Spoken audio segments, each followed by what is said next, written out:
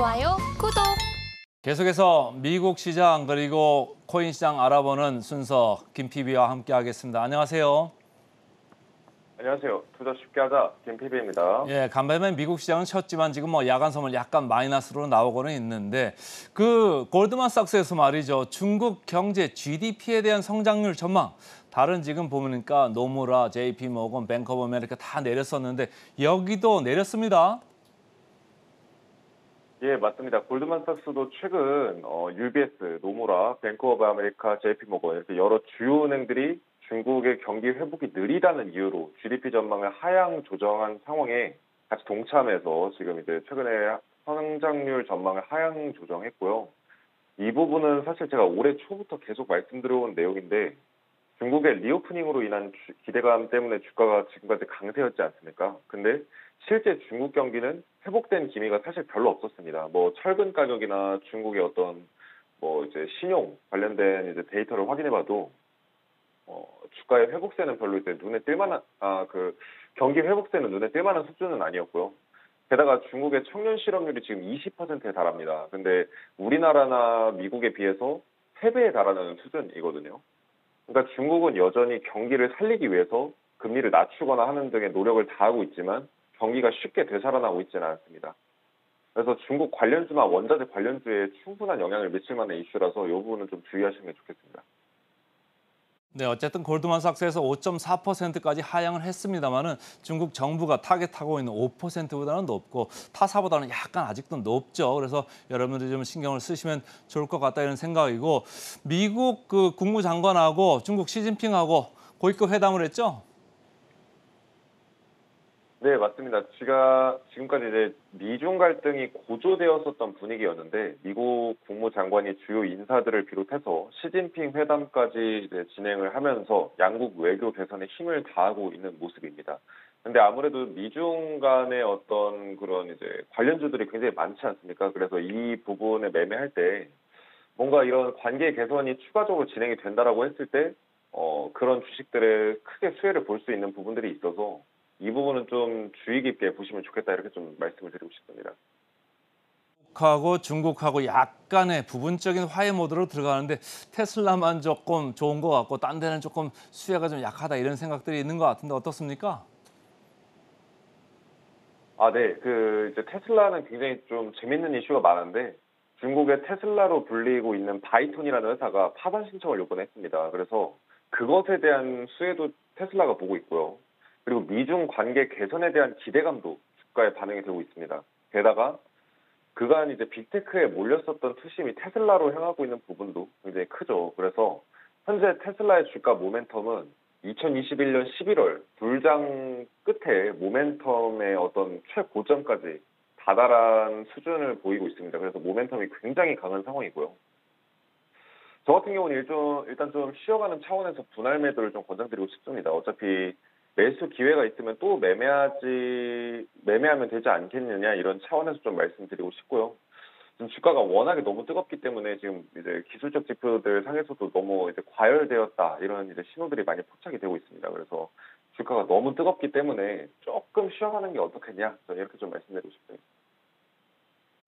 계속해서 저희가 미장원 코너에서 지금 미중 갈등 이야기를 하면서 이런저런 얘기를 하고 있습니다만은 최근에 미중 갈등의 수혜를 반사이익을 보는 게 아까도 우리 이현 앵커 얘기했습니다만은 일본 시장 아니겠느냐 이런 생각들 하는 사람들이 많아지는 것 같아요. 지금 워런 버핏 이 전설적인 투자가도 일본의 상사주를 계속해서 지금 사고 있다면서요. 예, 맞습니다. 워렌 버핏이 이전에 상사주를 매집했다는 소식을 제가 들었을 때 정말 대단한 사람이라고 느꼈습니다. 왜냐면 이게 뭔가 많은 사람들이 워렌 버핏은 가치 투자하는 사람이라고 많이 이제 알고 계시는데 사실 거시경제 부분도 충분히 참고를 한다고 저는 생각을 하거든요. 왜냐면 워렌 버핏이 일본 상사주를 매입한다고 했을 때 왜 그런지 저는 단번에 이제 느꼈는데 일단 지금 엔저 현상으로 인해서 엔화가 너무 저평가되어 있다라는 이제 시각을 갖고 있는 것 같고요. 그다음에 원자재 주식들이 향후 오랜 시간 동안 수혜를 볼 거다. 이런 관점을 워렌 버핏이 강하게 갖고 있는 것 같습니다. 왜냐하면 지금 상사 회사들은 가격 결정권이 있거든요. 그래서 원자재 가격이 상승하면 오히려 수혜를 볼 수 있기 때문에 지금 이제 워렌 버핏이 원자재주, 쉐브론이나 이런 주식들을 사는 것처럼 원자재 시장이 향후에 이제 전망이 좋을 거라고 생각하면서 일본 상사회사 주식을 사지 않았나 이런 생각이 들고요. 결국 워렌 버핏은 향후 5년, 10년을 보고서 일본 상사 회사 주식들을 매집하고 있다고 저는 생각이 듭니다.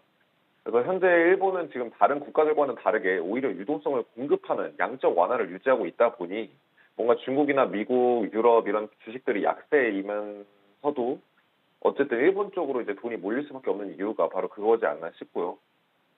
그러다 보니까 이제 다른 국가들에 비해서 좀 주가가 강세로 가고 있는 이런 모습인 거죠.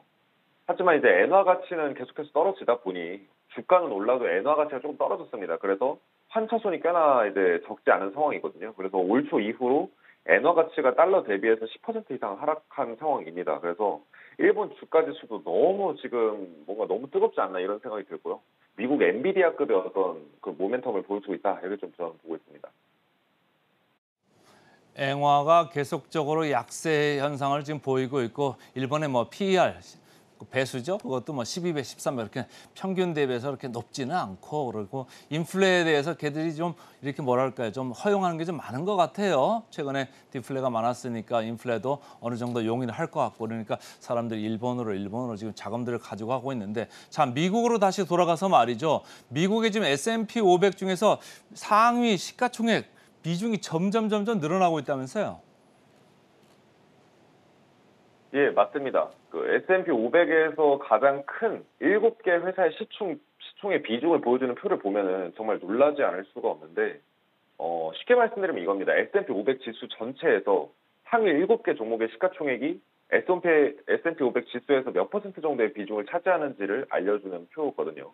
근데 2022년에 주가는 1년 내내 이제 거의 하락세를 유지해왔기 때문에 이에 맞춰서 시총 탑급 비중들의 이제 비중도 낮아졌었는데 그 당시에 주가가 하락하기 직전에 28.9%를 도달을 했습니다.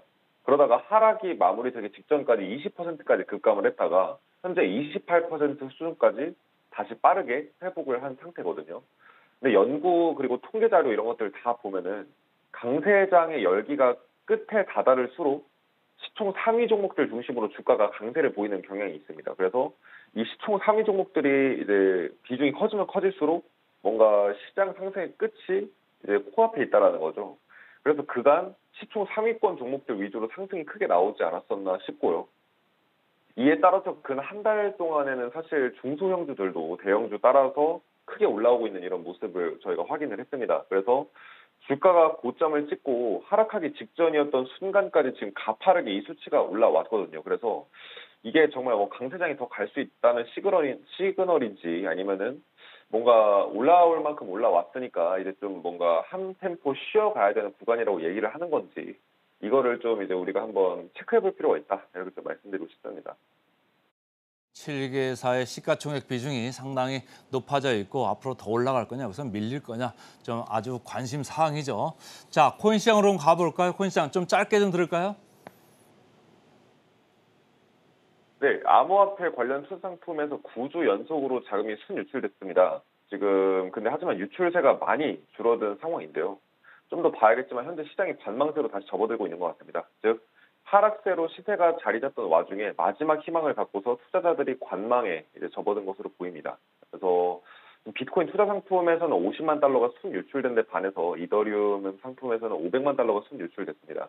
결국 이제 암호화폐 시장도 주식시장처럼 시총 상위권 종목인 비트코인이 그나마 가장 하락 방어율도 높고 상승할 때도 알트들에 비해서 큰 상승세를 보이고 있는 상황이라고 볼 수 있겠고요.